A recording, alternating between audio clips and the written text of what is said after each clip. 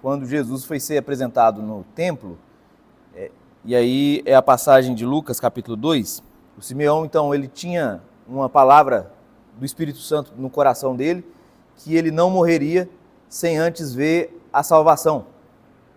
E um dia, movido pelo Espírito Santo, ele vai ao templo, é quando Maria e José estão lá apresentando Jesus para fazer a circuncisão, né? 8 dias depois de Jesus nascido. Então ele vai e ele não só não vê a salvação, né? Como o Espírito Santo havia lhe dito, como ele também pega a salvação nos braços, né?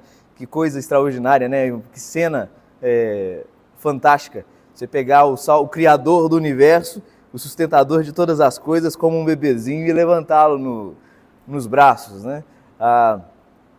E aí ele começa a louvar ao Senhor, falando que Deus podia agora despedir ele em paz, porque os olhos deles, né, a mão dele havia pego a salvação.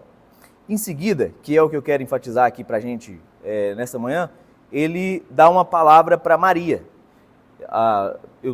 Vou enfatizar em Maria aqui, porque os textos de Maria talvez tenham sido os que a gente mais viu até agora, né?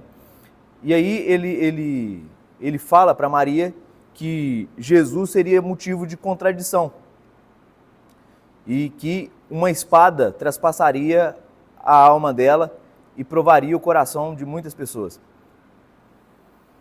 Quando a gente vê a vida de Jesus como um todo, ele sempre despertou ódio ou amor e devoção. Esse é um aspecto da verdade que é muito interessante e a gente precisa estar acostumado, né, com ele, que não tem como seguirmos Jesus, vivermos uma vida piedosa, vivermos no poder e na graça de Deus, na dependência de Deus, nos lançarmos a viver em Deus, sem, de um lado, você desagradar muita gente e, de outro lado, você abençoar muita gente, né? Não é nem questão de agradar, é questão de ser uma bênção para outras pessoas.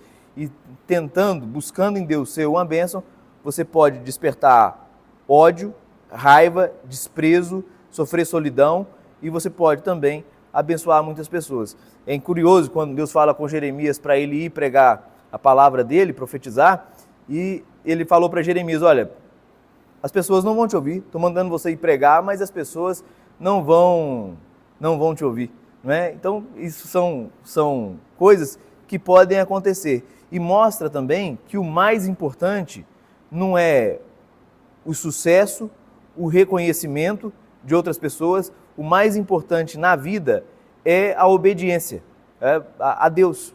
Quando a gente vive diante do trono de Deus e a opinião de Deus que importa é fazer a vontade de Deus que importa, a gente quebra, né, esse ídolo que é o querer ser bem visto aos olhos dos outros. Aí que eu faço um parênteses, eu não estou falando que nós, os cristãos, a gente não tem que importar de jeito nenhum com o que os outros pensam.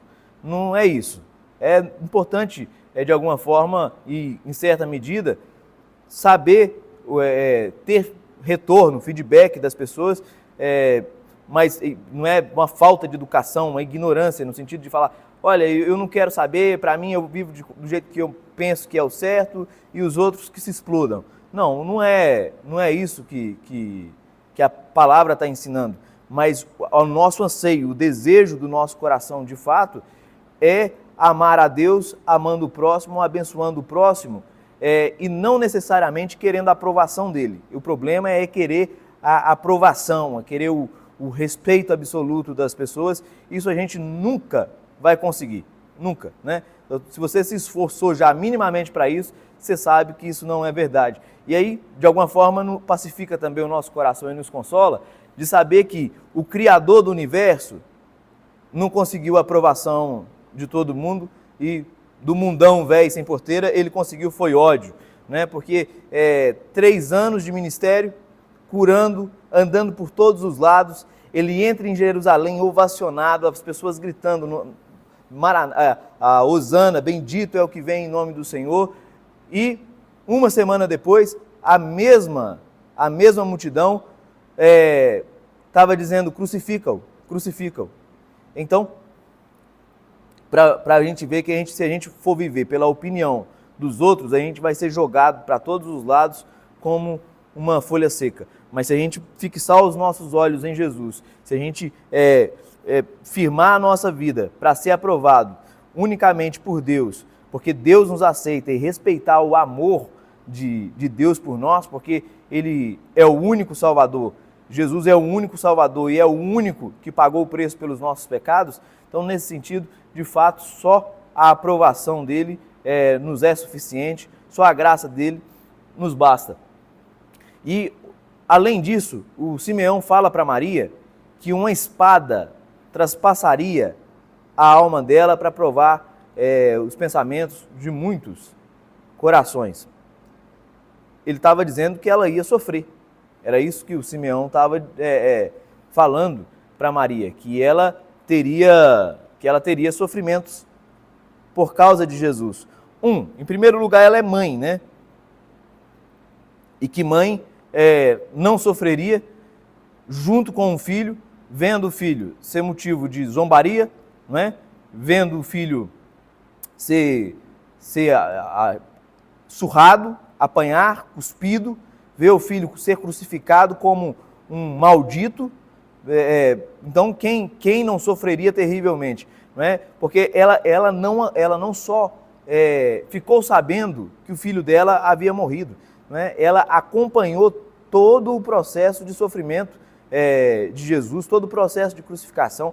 Quando Jesus estava lá pendurado no madeiro, ela estava lá aos pés da cruz, ela e João, o apóstolo João, né? Então, como isso não é uma espada traspassando o coração? Que nível de sofrimento?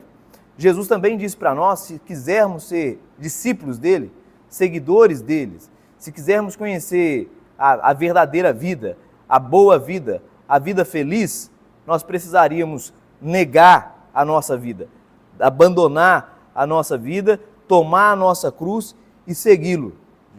E aí essa foi a condição de Jesus para podermos ser discípulos e viver a boa vida, não é?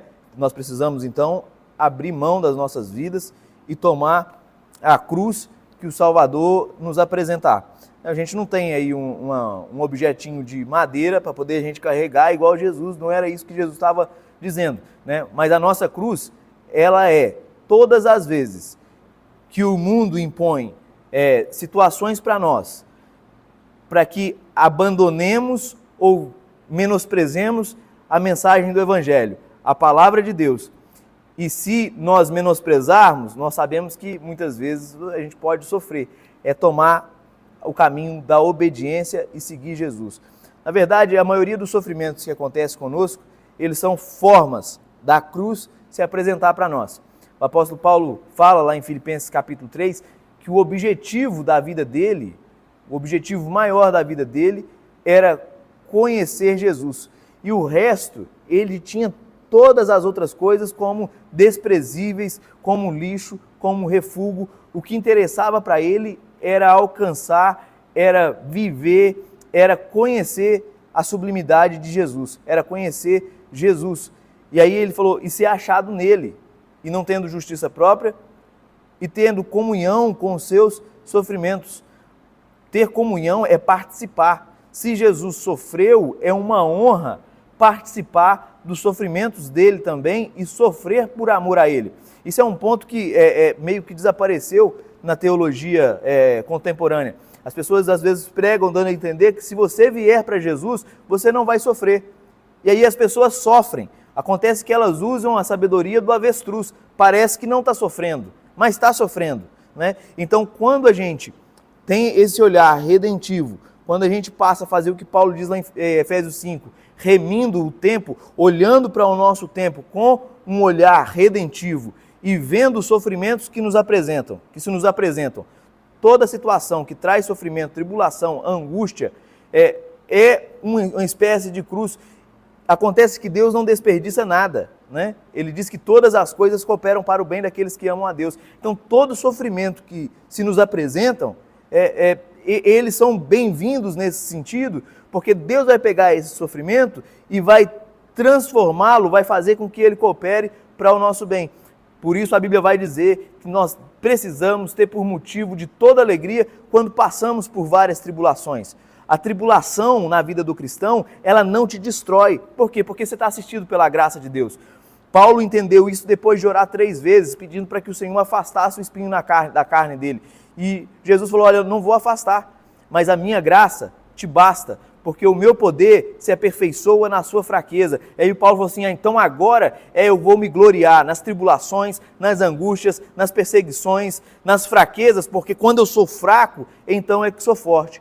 Todo sofrimento, toda dificuldade, todo desafio que se apresenta para a gente, ele vem assim com uma força às vezes, de falar assim, agora eu te humilho. E muitas vezes o sofrimento, sim, ele é humilhante, e você vai ter vergonha de às vezes estar sofrendo. E aí é esse o ponto que a graça de Deus entra. Quando você está humilhado, quando você sabe que você não dá conta, não esperneie, não dê jeitinho para poder colocar uma folha de figueira como Adão e Eva fez.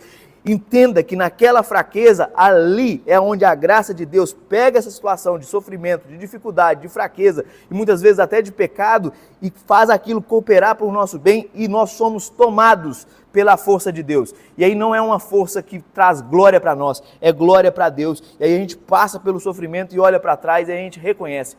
Deus estava lá comigo, Deus estava no sofrimento, a graça de Deus me assistiu e me fortaleceu. Então receba a graça do Senhor hoje, para poder ter ousadia e intrepidez de viver a verdade. Nós vivemos num tempo onde as pessoas precisam viver a verdade do Evangelho. O mundo está clamando aí, pessoas sofrendo de formas variadas, clamando por alguém que tenha ousadia e intrepidez de levar a verdade. E ainda que sofra por causa dessa verdade, receba graça da parte de Deus nos seus sofrimentos, nas suas dificuldades de hoje, nos sofrimentos que você tem hoje, nos desafios que você tem hoje. O dia do Senhor se chama hoje. Receba a graça de Deus nas fraquezas, receba a graça de Deus nas dificuldades. Talvez você tenha negócios e coisas para fazer hoje que você não sabe como fazer. Receba a graça de Deus, vai com ousadia, com a cabeça erguida, com intrepidez, porque se Deus te aceitou, o que são as nossas circunstâncias, o que são as nossas situações? Então receba da graça de Deus hoje mesmo, em nome de Jesus, e tenha ousadia e intrepidez de viver o Evangelho em todos os aspectos, no seu trabalho, na sua família, nos seus estudos, em qualquer lugar que você for hoje, receba da graça de Deus e que você consiga ver oportunidades para anunciar o Evangelho hoje também e abençoar pessoas. Em nome de Jesus. Beijo grande no coração de vocês e até amanhã. Na maioria dos casos, Anderson, e você está corretíssimo, Jesus falou assim, olha, eu vim trazer espada, eu vou separar casais, eu vou separar nora e sogra, eu vou separar pai e filho, não é? Porque quando você quer viver a mensagem do Evangelho, você vai trazer, talvez a família queira que você viva o jeito que ela pagão, gentílico, idólatra que ela tem de viver, e não a verdade do Evangelho. Mas na minha pequena experiência e comigo mesmo, eu vejo que é errado, a hora que essa discórdia acontece, a gente quer impor a verdade, a gente quer falar a verdade para os nossos. Só que acontece que a gente não tem honra dentro da nossa própria casa, muitas vezes, não quer dizer que isso é a regra, né? Mas muitas vezes é porque eles nos conhecem, e eles sabem das nossas limitações, fraquezas, às vezes eles conhecem os nossos pecados. E aí dentro de casa mesmo, você anunciar o Evangelho, eu te conheço, não é? Então, ou simplesmente por estar familiarizado e achar normal, não é? Mas na família, dentro de casa, e aí eu não estou falando das responsabilidades, por exemplo, de um pai que tem que educar seu filho. Estou dizendo que dentro de casa, com os nossos, a gente vive o Evangelho e pede a Deus oportunidade ou que Deus envie pessoas para pregar para eles, não é? Que também, para nós, acaba sendo, de alguma forma, uma espécie de humilhação, porque a gente quer o respeito da família, ou seja, eu estou buscando glória a mim, né? E não glória a Jesus. Então também, o pregar o Evangelho dentro de casa acaba sendo uma cruz para nós, porque você não vai falar, né? Se você falar, às vezes fica como chato, você vai ser, é hora de viver o evangelho na prática, sem palavras, né? Amando, e as pessoas falam, poxa, você está diferente, o que está acontecendo? Aí daqui a pouco sim, aí o respeito começa a nascer, né? Ó, fulano aqui, ó, gente boa, encontrou Jesus, queria que fizesse uma oração, queria que desse uma palavra, aí isso vai brotando com o tempo e aos poucos, né? Porque a gente fechou a boca e agora está vivendo o evangelho. Mas Jesus disse que ele traria espada, que ele traria separação sim. Porque, ou seja, a verdade do evangelho, amar a Deus é acima de todas as coisas, acima mesmo da família, né? Então, isso quer dizer que às vezes a gente vai ter a desaprovação e ter problemas dentro da própria casa e dentro, às vezes, do próprio casamento, por ser julgo desigual, né? Enfim, então, é de fato isso. E acaba complementando aquela passagem lá de Gênesis 3, né? que diz que Deus colocou querubins da guarda com a espada refugente para que ninguém entrasse no jardim e comesse da árvore da vida. Isso aí se cumpriu em Jesus, né? Ele entra e ele é traspassado. A espada corta ele para que de novo tivéssemos acesso à vida eterna, né? Então Jesus sofre esse traspassado da espada quando ele está na cruz, e aquilo também foi uma espada de sofrimento para Maria. E o fato de Jesus ter sido traspassado para poder abrir um novo e vivo caminho para nós, isso também nos mostra que teremos comunhão com o sofrimento de Jesus. O nosso sofrimento não salva ninguém, né? Mas o nosso sofrimento nos lapida por causa da graça de Deus. Mas nós participamos do mesmo sofrimento em grau muito menor, porque o nosso sofrimento não tem poder de expiar pecado de ninguém. Mas uma vez que a gente assume a verdade, a espada vai estar lá e a gente vai precisar ter coragem e ousadia para encarar a espada, né?